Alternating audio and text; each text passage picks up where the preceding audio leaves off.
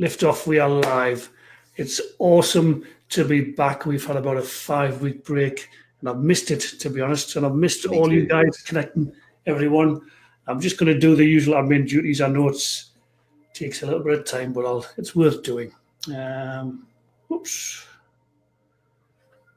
So we're going to share into a couple of groups. Got the Empower You Energy Healing group and the wonderful Amped Healing group. Yay.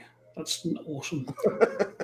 Right, a happy new year to everybody.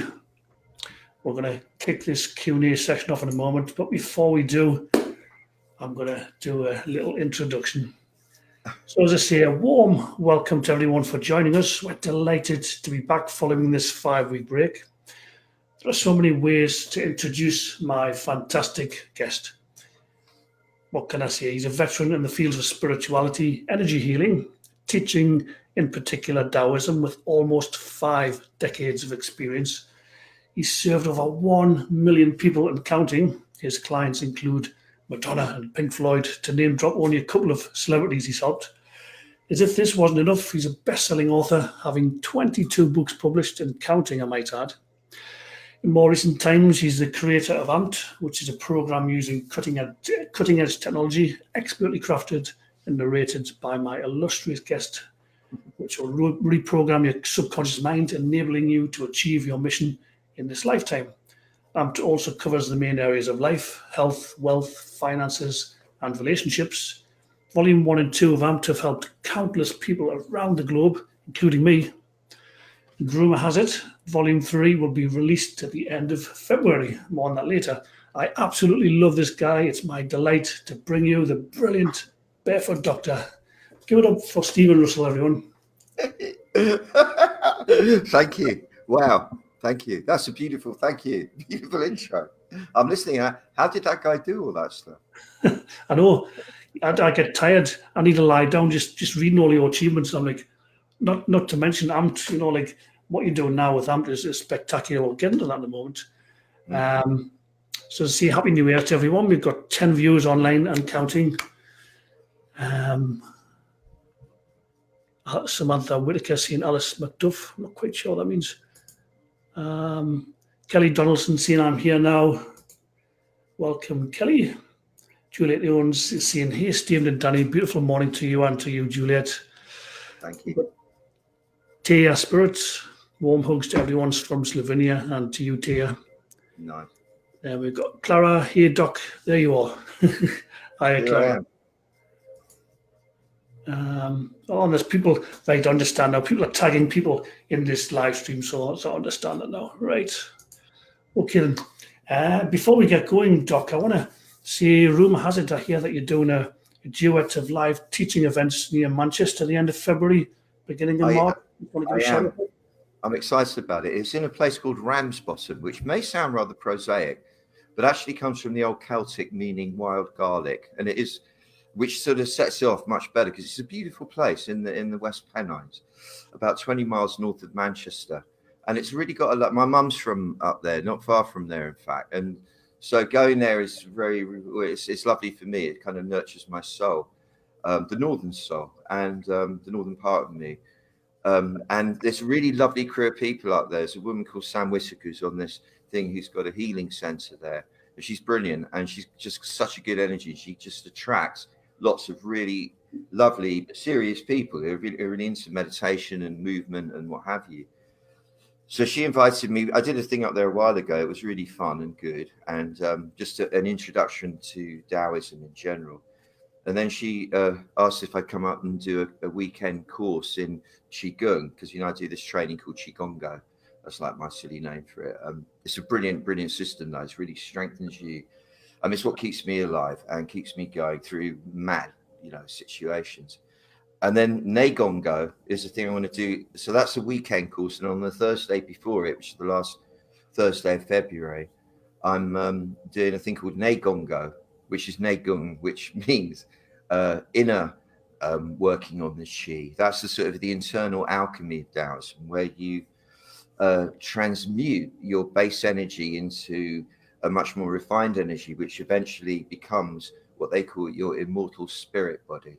So it's the internal process by which you reconnect with the eternal part of you. And although I haven't died yet to be able to say, yeah, this shit works, I think it probably does, because you can feel that you embody or are embodied by actually the immortal part of you progressively more the more you practice it.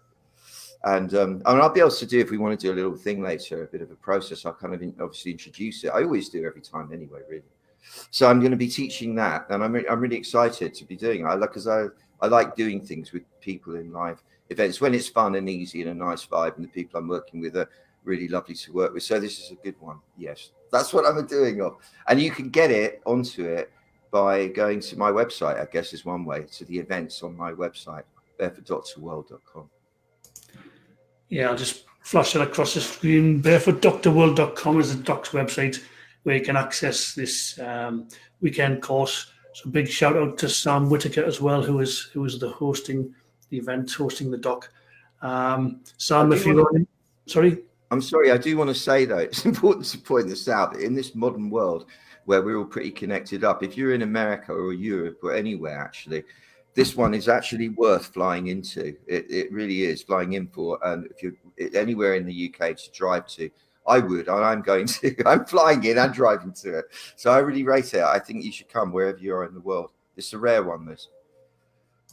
Yeah, and Sam, you're welcome to put a link to your Facebook page. You know, the chakra room.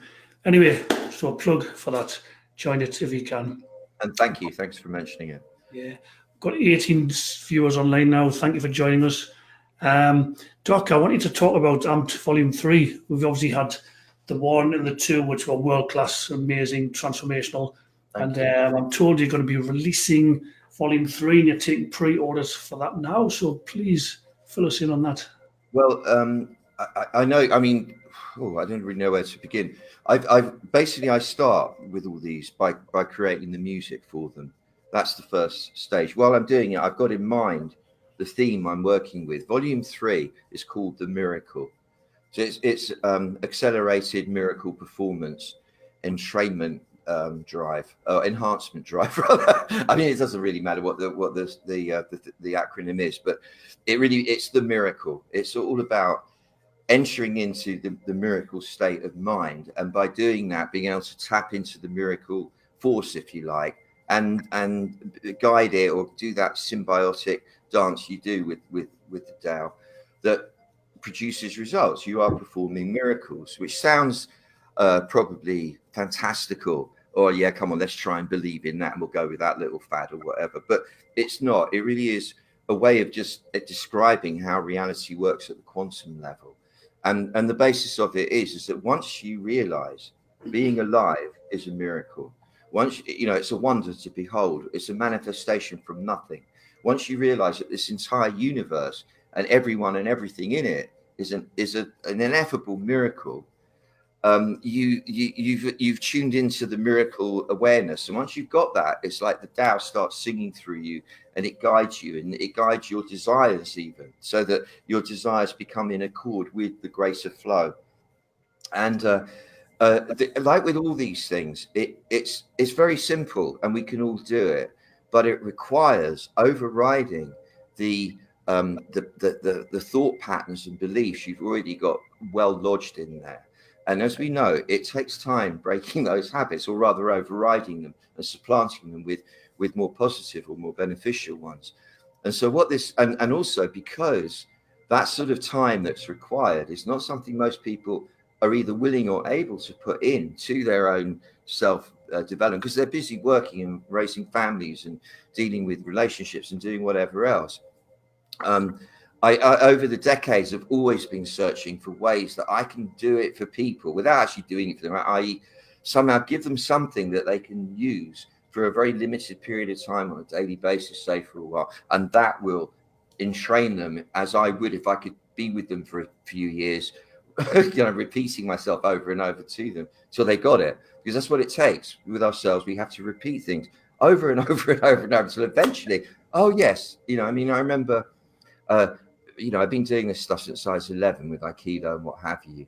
And in every discipline I've ever studied, breathing is always an intrinsic part of it. Breathe, just breathe, breathe. You know, that's so many times have said to me, and I was always go, yeah, breathe, of course, breathe.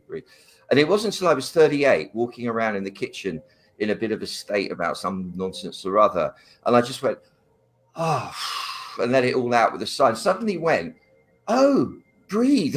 Yeah, get it now. Breathe. And it, you know, that long. So I know it really takes a lot of repetition.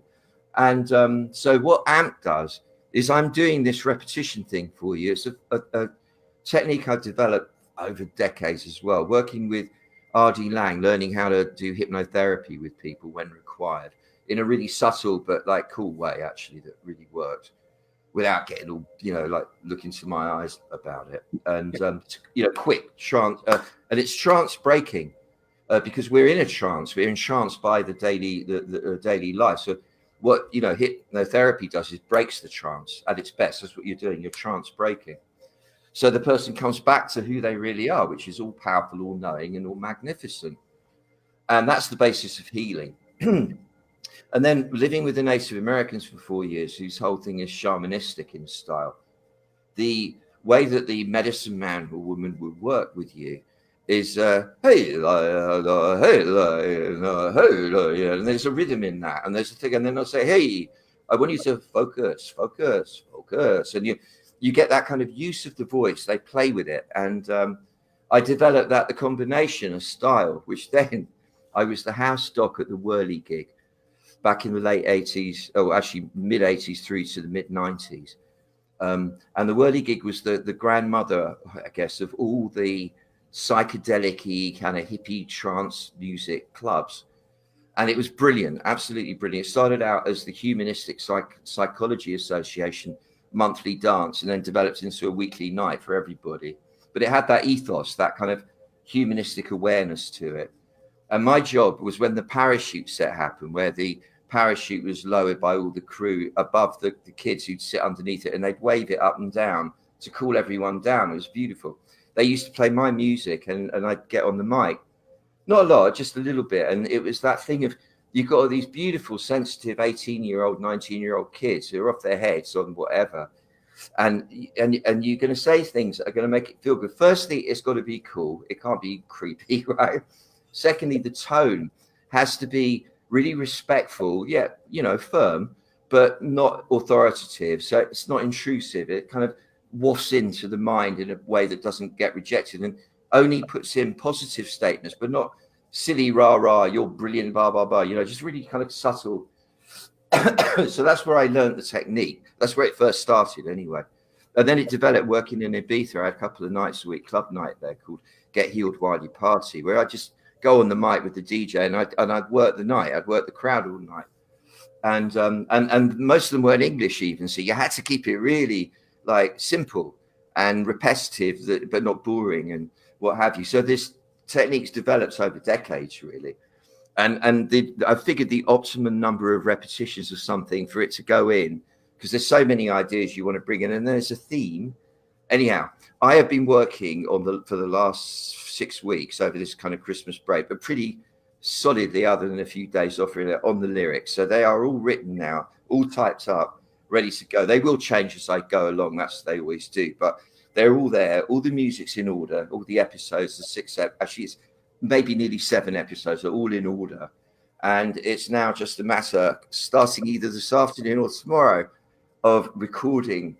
I've got the mic sound all ready, everything set up like a good boy. I'm about to record all the vocals, then a couple of weeks of editing it all, and then mixing the final mixes, so that I can deliver it to Spanky on the end of this month, so he can create all the visualizers properly, because he started them. They've got to link with the music, obviously.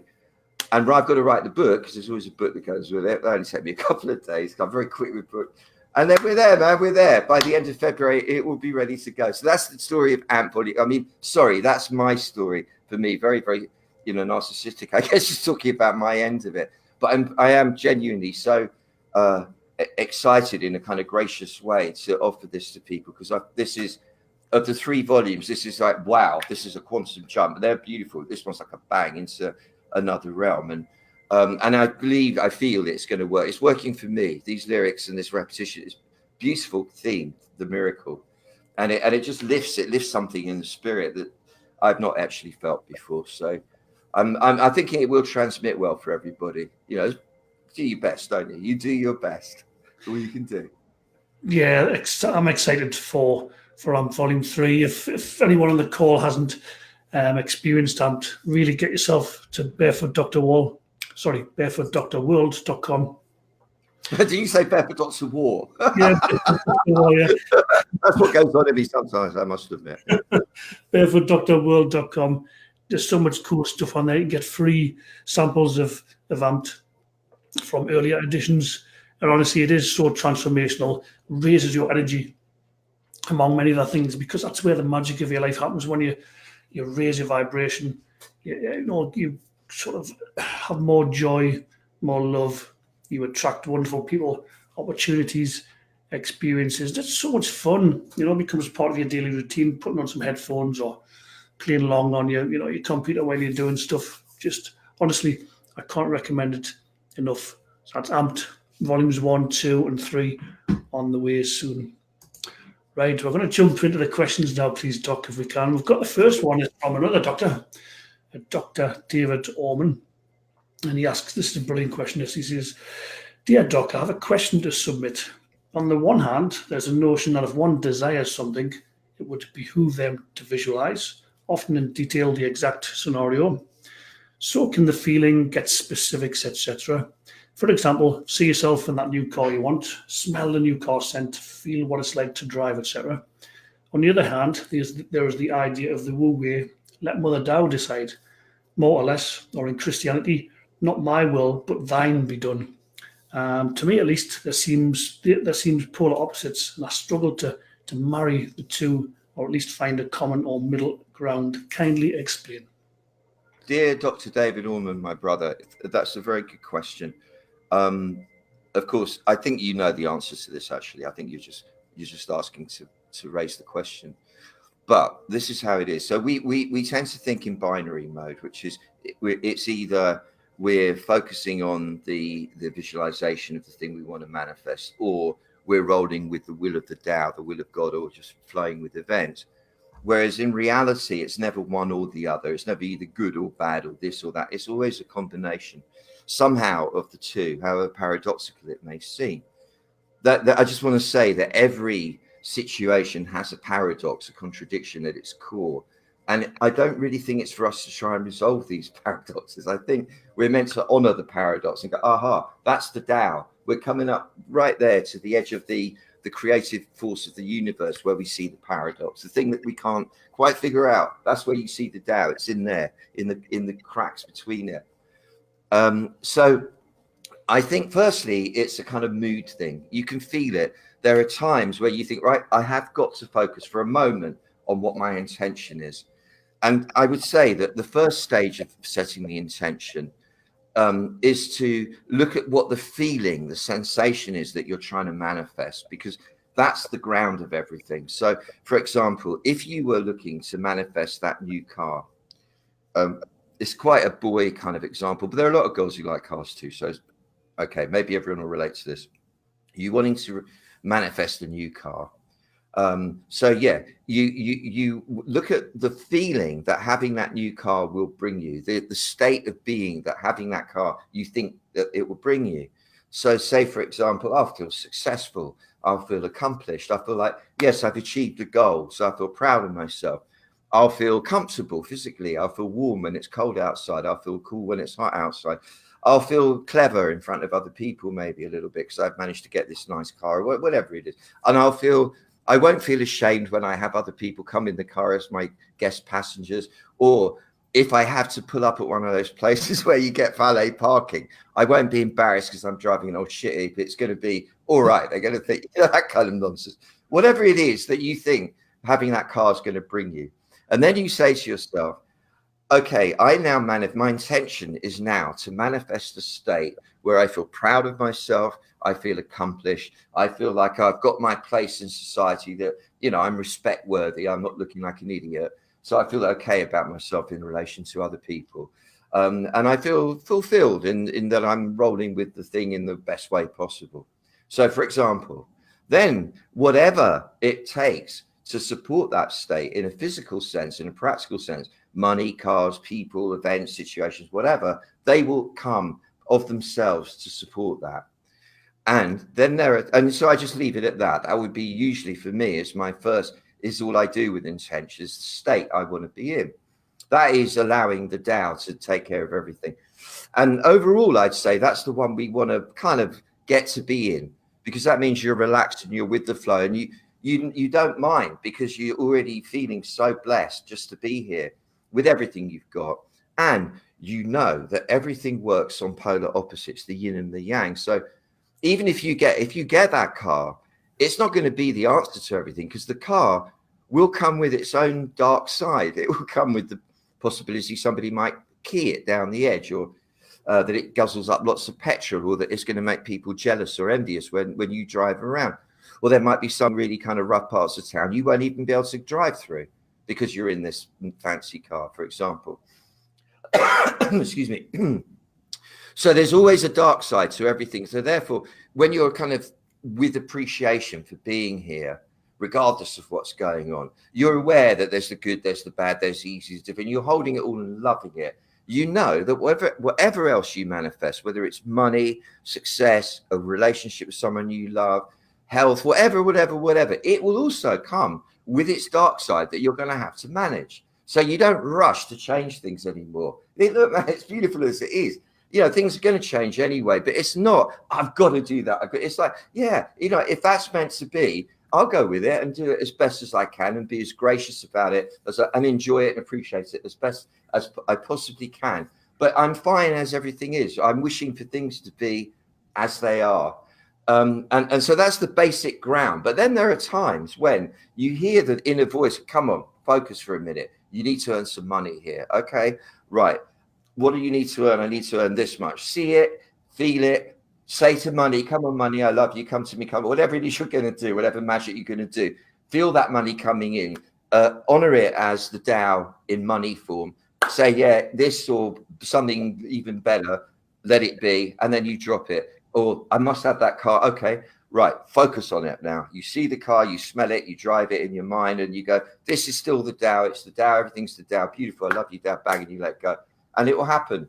But I think generally, Dr. David Orman, my friend, you have to be in the, we aspire, I think, to be in that open state and allowing the Tao to bring us what we need to support the state we wish to be in. That bit we really can choose and get there really fast with as well.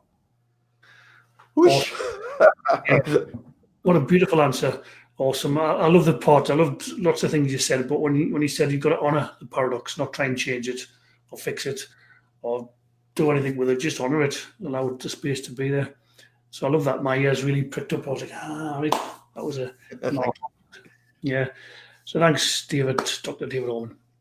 So we've got one from Diana, and she says, Dear Barefoot Doc, I'm most intrigued by your TEDx story as well.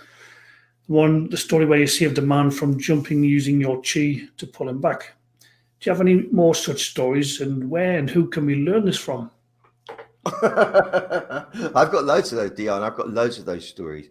I mean, that story was when I was a 14-year-old at a party in London. We were up on the roof. I was in London in those days. If you were 14 and you were fairly tall and you were a bit clued in, you could get away with being out with people having a good time, you know, going out partying and whatever, you know, like with 19-year-olds and all that kind of thing. We were quite a precocious bunch, I remember, in London in those days.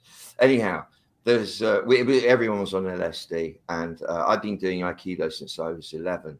And this guy this guy's going to jump. Because, you know, that was the fashion. People took LSD and thought they could fly. It doesn't happen like that anymore. If people take it, it was just that time. That was the propaganda. Don't take LSD because it will make you think you can fly and you'll jump off the roof. Anyway, this guy was playing out the role. He was standing on the edge of the top of the building.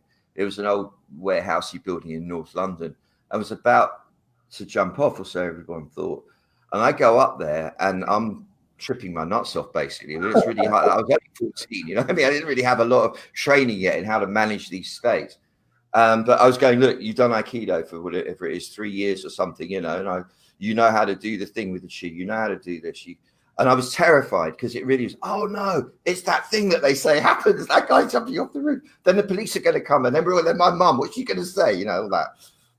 Shocking, isn't it? But it was him. I needed to save him from jumping off the roof for whatever reason.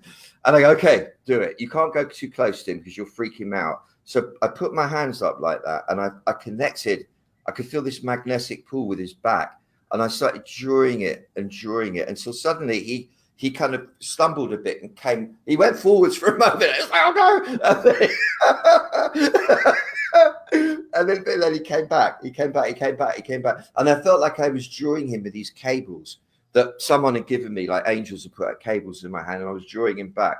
And then a couple of people rushed and grabbed him, and I went up and I we started talking. We got him downstairs and then just forgot all about it and then carried on having fun. I've had loads of stuff like that. Most of them are really kind of more martial arty. I'll tell you a great one. There was this, I don't know, you got to know this. I haven't taken LSD for decades, I think now, maybe about 10 years. And I don't do psychedelic drugs. It's not really, someone's got some mushrooms, and, I might take a little homeopathic dose, but I'm not really, I'm tripping enough as it is. I don't really want to my body won't say. Anyway, so I'm not advocating taking drugs. It's just in case you know. You do what you want to do. As long as you stay safe, that's all that matters. But I had, it was my 39th birthday. I had a big party and I'd been tripping again. And it just so happens. And I went out for a walk in the morning and everything had lovely rainbow colors around it and stuff. This was in London. And I walked down the hill from Highgate all the way to Camden because I just couldn't stop walking, really. It was a beautiful morning. And I find myself at Camden Lock, which was quite different in those days. It was before it had all been commercialized. This is a big market on a canal, and mostly old Victorian buildings, all a character.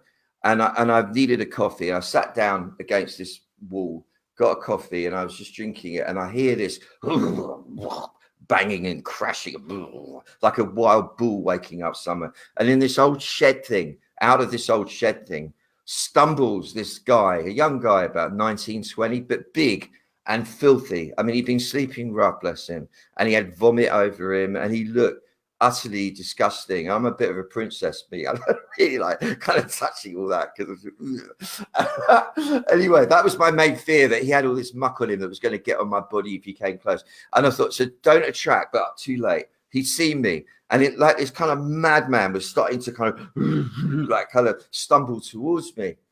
And really, it was because of the hygiene thing, call me OCD if you will. I suddenly thought, put the protective hoop around you. This is a technique in Taoism where you put this hula hoop of energy around your body that extends out about 3 meters or so.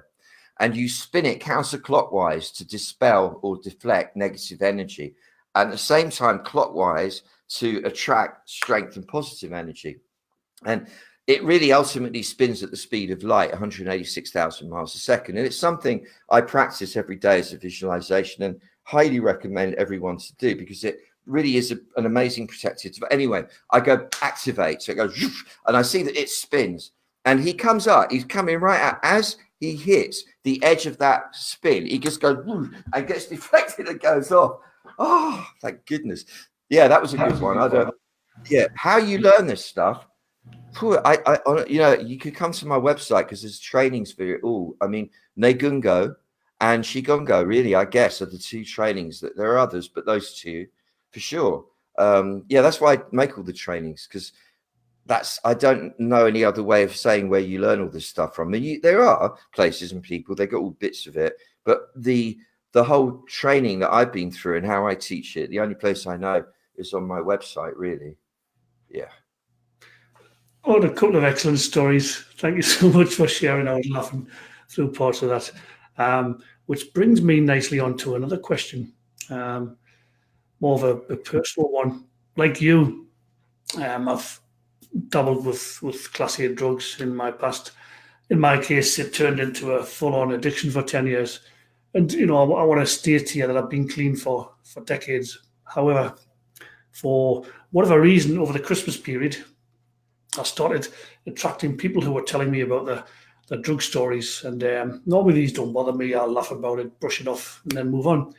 But for whatever reason, over the Christmas, I kept attracting people who were telling me other stories, which brought in more of this. And then finally, I seemed to get triggered, and I was worried that I would relapse. I didn't relapse, but I went through a very uncomfortable phase for a couple of weeks. I ended up having to reach out to my friend and business partner Isabel, who did end up helping me. But I guess for those watching, it can be a real struggle at times, whether your addiction to shopping, sex, gambling, alcohol, drugs, the list goes on and on. So, do you have any sort of insights or wisdom if people are struggling to stay clean, sober, or if they're worried about relapsing? Have you got any experience, pearls of wisdom surrounding that?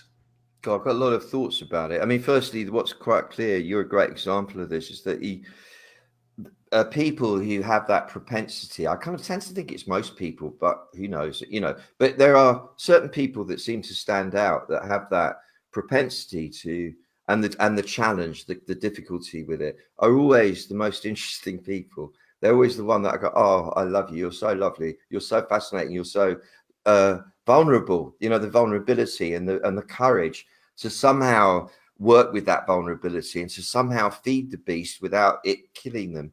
I love that. I love that quality in people. And of course, I don't love to see people suffering from addiction, but I love the people who do get into that state. I found. I'm one myself, and first of all, we have to start by approving of ourselves at the deepest level. So whether I'm succumbing to the issue, to the addiction, or I'm not, I have to assume that my way, as crazy and messed up as it may be, is the right way for me. I am fundamentally correct in my way of operating. And I have to be willing to trust myself as the leader of the pack, of me, that I know what I'm doing.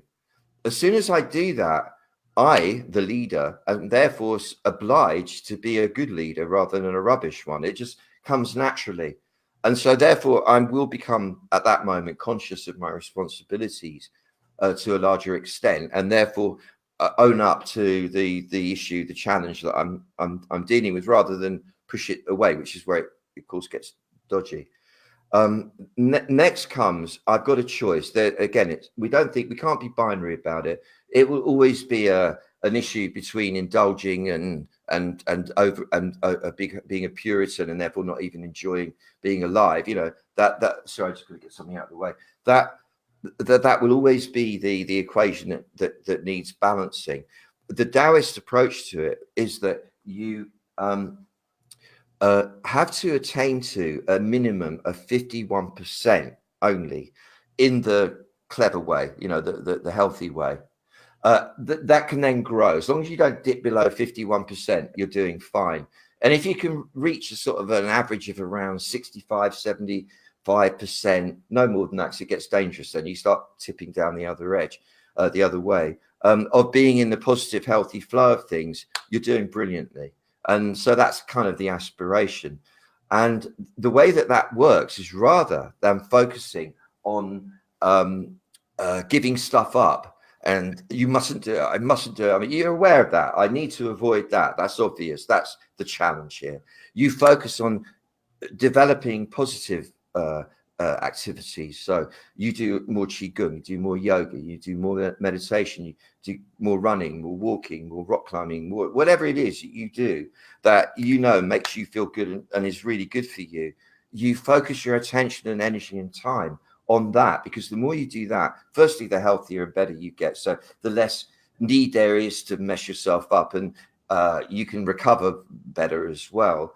But there's not as much time to devote to self-destruction. You're just literally practically more engaged in self-building exercises. And so that kind of is the way to go. And finally, to keep in mind the ultimate goal of it, or the outcome, which is you living a healthy, fulfilled, long life, getting to the end of it in a way that feels right to you. You've had a good innings and go, that was beautiful. I've done the best I could. I didn't mess that one up. Thank you. That's the goal that you're aiming for, I guess. So you keep seeing yourself as that person at the point of death, very old, really happy, and go, yes, beautiful. That was the best it could be. Maybe, and then that guides you there. Would that resonate at all?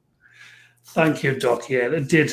It did actually. And you're right, self care is so important. Getting the basics right, as you see, meditation, exercise, going for walks, rock climbing, being around some positive, healthy people who support your growth and support you as a person. That's all awesome. Yeah, and I did, as I say, I did reach out in the end for help, and I got it in spades. I reached out to my private community, and like I say, my good friend and business partner Isabella is also a great healer, and she, bless her heart, she jumped on a call with me in a heartbeat, and that was it sorted. But I thought it'd be a great question to ask as well for those watching who might suffer at times from the demons or worry about relapsing. So from my heart to yours, thank you so much for that. It was very helpful. My pleasure. So let's go to the questions again. Colleen, she asks, I thought a question to ask the doc. She says, if you wouldn't mind, while I was driving and listening to the interview, like the last one, she says, want, the word want means lack of in the dictionary. So when it's said, put it out to the universe, etc., what you want, is this, or will this come to fruition, or will it actually keep it in the lack stage of the situation or position? I would be intrigued in the thoughts of this concept of the word want. Well, that's a good one, Colleen. And I had to preface anything I say by saying I don't have any conclusions to draw about this. It's an issue that I am constantly looking at myself. One of the things that I've seen, with the help of a really good friend of mine, Spencer, we have these late night conversations. He just comes up with these gems. He was saying that want is never fulfilled because it's something that you feel is lacking. Need is fulfilled straight away and you let it go. So if you need to eat something, you eat, and then you're not hungry anymore. You're not thinking about it. When you want, I want a thing, I want this thing that I'm going to buy. You buy it and you find you still want something because you've got the thing to want. So I guess what we're getting to is where we realize that being here now, I have everything. Nothing is perfect and it never will be, no matter how I shift things around. So I accept the yin and the yang of it. And I go, thank you. This is beautiful. I appreciate being here in the miracle of this existence. Even if it feels really horrible and nasty, it's an amazing privilege to be alive, because I know nasty will change to nice anyways. And, it all revolves. So I'm feeling beautiful and blessed to be here, not in an idealistic state, but in a realistic state where I'm willing to accept the filth as much as the beauty and so on. Then I go, all right, and I'm going to need things. Of course I am. I'm going to need resources. I'm going to need help. I'm going to need opportunities and so on. And so then that is what you're asking for, to provide for me with whatever I need. And if I need, for whatever reason, a mansion with 12 bedrooms, I personally don't. But if I need a mansion with 12, I accept that will be given me. I don't know if I'm avoiding the question there, Colleen, but I think at least that's where I can go with it now. Anyway, did that answer it a little bit? I think it did, yes. It did. But I intersperse them. I often do that when I'm working on lyrics. Yeah, I can have whatever I want, because that's the other thing as well. To walk around saying I can have whatever I want. I can have whatever I want, and you can qualify it by saying.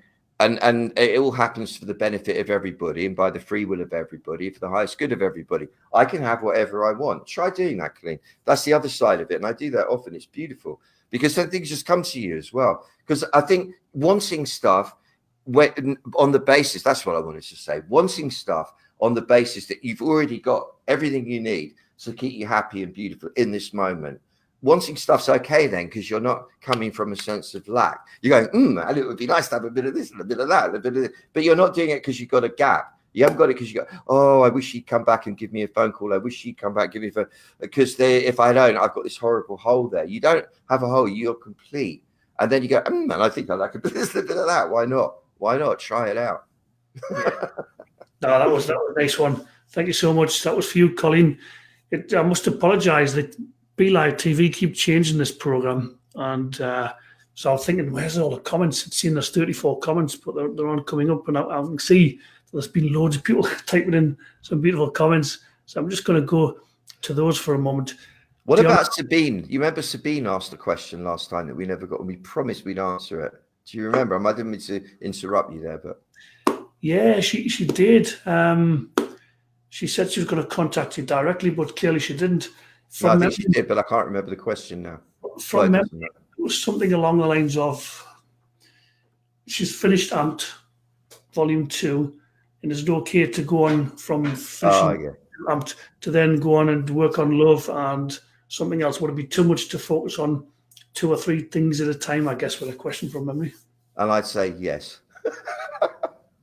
It is. She's lovely. She is. She always checks with me on things like that. Yeah. So it would be a bit too much to focus on 2 or 3 things at the same time. Is that what you're No, saying? no, no. It'd be fine to do it if you fine. feel like doing it. Yeah. I think with things like that, look, I lay down guidelines really of how to use it, just to try and keep it on the safe side so people don't overdo it.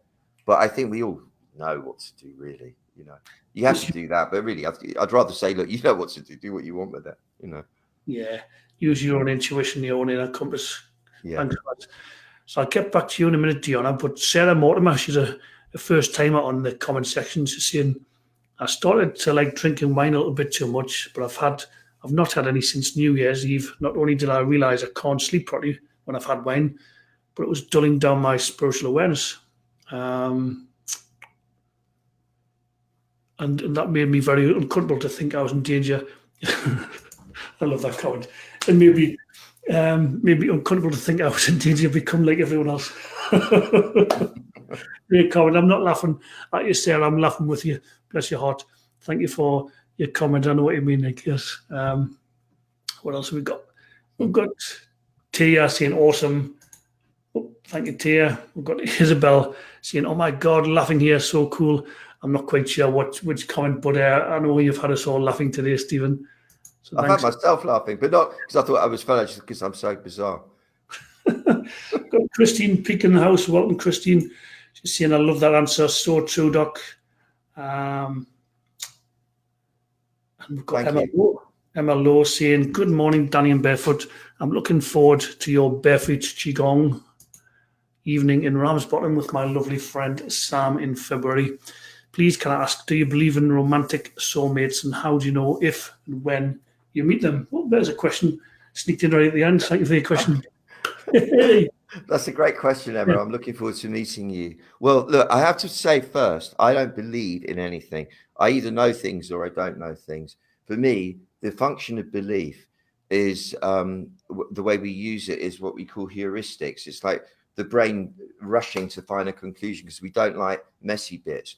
And so instead of waiting till all the results of the experiment are in, we rush to go, no, all right, I'll go with that. I believe that story, which implies you disbelieve it as well. And therefore, that is in the realm of stories rather than what is. So it's not so much like I believe. I either know things or I don't. And I actually don't know anything about this whole business of soulmates and what have you. I do know that we will meet people along the way with whom we have a beautiful resonance for a while. It might be till each or one of us dies, or it might be for 5 minutes or 5 months, 5 years, 5 decades, who knows. We will meet people along the way who we have a greater resonance with than we do with others, and many things in common, and where we'll set each other off beautifully and our personalities mesh. I think that's kind of like winning the lottery in a way. It's a rare thing, but we do. And I wouldn't want to put a definition on what that's all about. It seems that when it happens, we're meeting someone we've known for many lifetimes and have some sort of contract with to meet up with again and complete things or enjoy each other more. It does feel like that. But what I think is important is that we don't invest anything that happens with our own Hollywood style stories and therefore limit them and what can happen. It's a miracle and a mystery when somebody, I mean, all people are miracles and mysteries. And when one comes into your orbit who you've got a real resonance with, it's like, what a miracle. But to try and define it, which is what we do tend to do, and call them your boyfriend, your soulmate, your whatever twin flame, whatever it is you're thinking they might be, And therefore, they've then got to conform to your idea of what that means, and therefore will inevitably at some point let you down, because they won't know what you're expecting all the way through. It's kind of a quick way of messing it all up, I think. So if we can remain in an open, gracious state, saying, I don't know what this, but I know that I feel this beautiful feeling, and I'm willing to share it in this moment. That's about the best I can come up with. Sounds good to me. Yeah, it sounds good to me. I suppose just be present with anyone that comes into your life, whether it's romantic, friendship, or hopefully both. It's romantic and friends, and just make the most of it. I just want to thank everyone for their wonderful comments. Here. Yeah, there's been so many. What time we coming up to? Coming up to the hour. Sorry for not getting through them all, but they go on the list for next time. I know that we always enjoy your lovely, wonderful visualizations, especially in the group dynamic, the group energy. So if you're watching this live, obviously we'll connect together. If you're watching the replay, I suggest that you hold the intention to connect with, because time isn't linear in the spiritual, connect with the people who are on this live, connect with all the people who watch it on the replay. Sometimes these can go out to over 1,000 people. Please do share these as well if you think people will benefit, that So I was thinking for a visualization doc. 2019, I'm told by so many people who are into astrology that it's going to be a year of moving forward, a year of gaining the fruits of what you've sort of been building for yourself over the last 7 to 9 years. And in particular, the next, up until the March the 5th or 6th, none of the planets are going to go retrograde. They're all direct. So now is fertile, now is ripe to move forward like never before. If you could sort of weave in a visualization to help people take their opportunities and move forward with their dreams and goals like never before, and break through their own resistance. Just, I don't know how that sounds. That's a beautiful idea. So this is what I'm seeing. If you let yourself get as comfortable as you can in your skin, and that doesn't mean you've got to shift your position or anything. Just as you find yourself, let the tension drain away. So however you're sitting or standing or crouching or moving, whatever it is you're doing, do it with much less strain, because there's always too much strain in everything. Just let yourself relax and trust your body to hold itself together. Get a feeling of lengthening your spine. Like imagine someone's lifting the crown of your head upwards, so it's giving a bit of length between the vertebrae. And allow all the weight of the body to sink down into the lower part. So you just let your belly feel heavy, let your hips feel heavy, let your sit bones feel heavy, and get a feeling of the ground, the power of the ground supporting you. Bearing in mind that the ground is the surface of a nuclear-powered spaceship that we're on here, the planet, which is moving at 66,000 miles an hour. That's over 100,000 kilometers an hour in orbit around the sun, which itself is moving at about 500,000 miles around the galaxy, 500,000 miles an hour. There's a lot of kinetic force, in other words. So it's an exciting proposition to feel the ground supporting you. So it's not some dull clod of solid rock that just sits there. It's this amazing speed underneath you. And as you do that, you start to feel that energy, which is important. Get a feeling of the shoulders and the chest opening out sideways. And picture, if you will, without any religious connotation whatsoever, the shape of the crucifix. But truly, I mean this without any religious connotation. Drop all that. It's just the shape I'm talking about. Because why that means what it means is because of what I'm going to tell you. You picture the vertical pole running from the bottom of the universe, if you like, i.e. from forever away, coming up through your coccyx, through your spine, and out through the crown of your head, and going on and on and on forever and ever above you. And you just take a moment to feel that vertical axis going into infinity beneath you and into infinity above you. And it seems to have a two-way energy flow in it, the negative and positive, one pulling down, one pulling up at the same time. So you get this beautiful feeling of a kind of an internal stretch occurring along the length of your spine, as well as which you feel your spine as part of the machinery, if you like, that conducts the energy of the universe itself. You're plugged in. Now picture the horizontal axis of the cross running through your chest and going out through your shoulders. Again, each pole going off into infinity.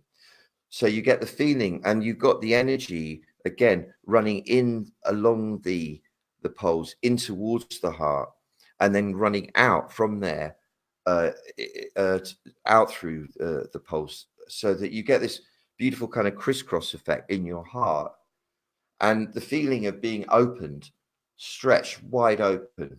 So there's no cramping in the shoulder or the thorax, shoulders or thorax. You feel that you're being extended out into infinity to the sides and extended out into infinity above and below you. Now, if you can picture yourself tipping yourself, your person, backwards from the front of you into the back of you. So you're now sitting weighted down in the back, not the front. The front, which is the arena of all the usual noise of the drama of being human that we concoct in the forebrain, and the accompanying emotional reactions to it that occur in the belly. That's where all the noise goes on. That's where all the drama, all the conflict, all the pain and the suffering, but as well, you know, the pleasure too. All of that goes on in the front of you. But in the back of you, nothing's going on. There's just pure consciousness. This is the witness bearer's position. This is where you can observe the process of being you from behind it. This is where you've got behind your mind, behind the story, and are therefore able to determine how you wish the next passage of time to flow. And conveniently, in Taoist practice, it's usually periods of 90 days, it's thought, in which change will manifest, or at least begin to manifest in a noticeable way. So if we've got this passage now for the next 90 days or so, during which all the planets are direct and there's this forward momentum thrust of energy that we can ride, this kind of serpentine wave we can get on and surf, and it will speed us up getting to where we want to go. It will expedite the evolution of all our work, of our projects. It's really much better if we can sit in the back, weighted down, so that we're a solid proposition for the force to push us from behind. So what I want you to see is somewhere down the line in March, we're in a river. We're on this kind of river of energy, not water. It's not wet. So we don't need wetsuits or with swimming costumes or anything. It's a river of energy. It's a beautiful aqua light with gold flecks and violet and emerald. And it's serpentine-like in its motion as it moves towards the wide open sea. And the wide open sea, 3 months down the line, 90 days down the line, or whatever, is the goal. That symbolizes the release, the opening, the exegesis, the accomplishment, the fulfillment of this phase where we go, wow, that's beautiful. Thank you. Thank you. This is amazing that we've got here now. So that's what that represents. And you're being pushed by the current from behind. You know, the current doesn't so much pull you, does it, in the water when you're swimming? It pushes you from behind. That's the feeling anyway. So you get the sense of this wave of this energy, this beautiful aqua light, pushing you insistently, but really respectfully and pleasantly from behind, specifically in your kidney area. You've got this lovely feeling of something pushing you in your kidneys, which makes you feel very warm and safe. And as you feel yourself being propelled towards this glorious vision of the wide open sea of fulfillment, picture a shape, a small marble-like shape with a motif on it that's behind your breastbone. And what this is the encapsulated version of your soul's intention for how you want to get there to that point, the wide open sea, i.e., you want to get there in a way that you're going to enjoy, so that every day between now and whenever March comes is a day of joy for you, where you've got perspective and you're not losing your perspective. So you keep your priorities clear so that you feel in good relation with everyone around you, and that everyone around you is joyful in your company and feels that they're benefiting by your presence, and that you feel fulfilled and that you're contributing the most and allowing yourself to receive the most joy and pleasure and fulfillment and sustenance that you possibly could, that you feel proud of who you are, that you feel at peace with who you are, that you're talking to yourself inside your head in a respectful, kindly way. And that altogether, the ride between here and whenever March comes is one of the most glorious, joyful experiences you've ever had. For example, I don't put ideas in your mind. And that is what you've put inside this little ball with the motif of your choice on it, that you stick right behind the center of your breastbone as your kind of helm, you know, your figurehead of the boat that is your symbol. That's the promise. That's where you're headed. That's how you're going to be doing it. That's your way of doing it, your beautiful way of doing it. And then all you have to do is agree with yourself. But then before coming out of this, picture all the people who are doing this with you. We, as Danny said, that time is not linear as we think it is. So anyone listening to watching this afterwards, and there'll be many, you're joining with all of them. And then anyone who watches it might tell somebody about a technique or an idea that they got from it. They also, as well, you feel that yourself connecting with all these points of light, these simpatico points of light, kindred spirits, allies everywhere, and just feel yourself fortified by it, and feel yourself fortifying them as well, like encouraging your family. Come on, we can do this.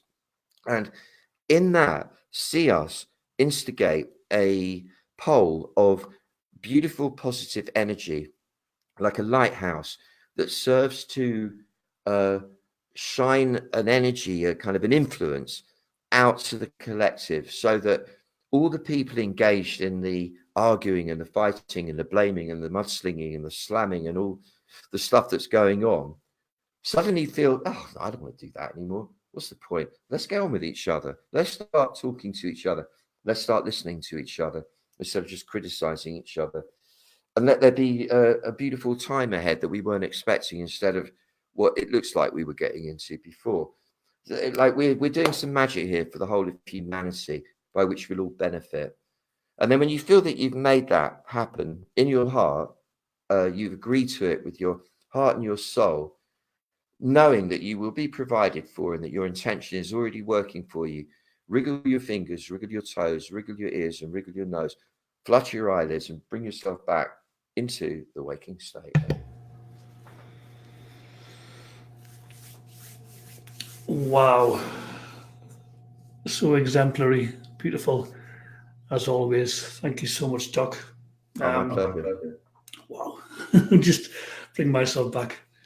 Thank you to the beautiful viewers who've been on this journey with us for the last hour.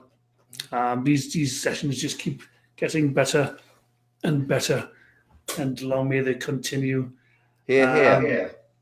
Yeah, that's right. What an awesome way to start a new year.